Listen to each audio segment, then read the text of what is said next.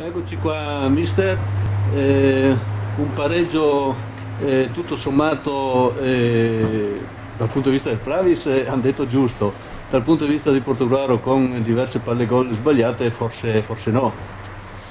Purtroppo sì, siamo qui di nuovo a commentare un pareggio credo immeritato per le occasioni create, per le parate che ha fatto il portiere avversario, per le situazioni che abbiamo avuto.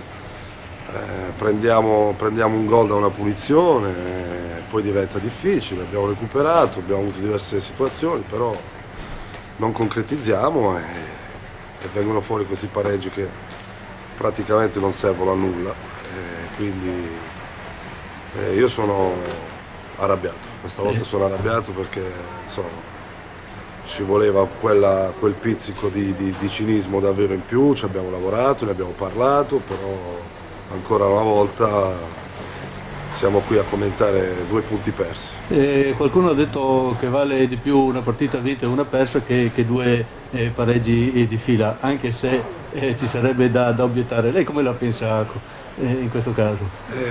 Per quanto riguarda i punti sì, se fai i conti, no? Però certo, perdere non è mai bello, quindi i risultati, la continuità c'è, ma abbiamo perso altri 2 punti, la classifica era corta, sono occasioni sprecate, poi le partite diminuiscono, le occasioni diminuiscono per andare a prenderci quell'obiettivo e quindi dispiace molto perché la squadra sviluppa, non posso rimproverare nulla ai ragazzi per quanto riguarda l'impegno, però lì davanti non concretizziamo e questo è un aspetto sul quale ci stiamo lavorando, ci lavoreremo ancora.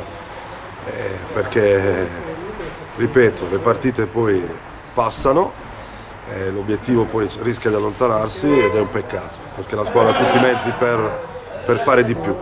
Sì, diciamo che rispetto all'altra partita questa volta siamo andati in svantaggio, perciò abbiamo dovuto anche recuperare. Come ha detto lei, il gioco c'è, non si concretizza, quello che è il pericolo vero è che si allontani l'obiettivo, perché siamo partiti con l'obiettivo di andare in zona playoff.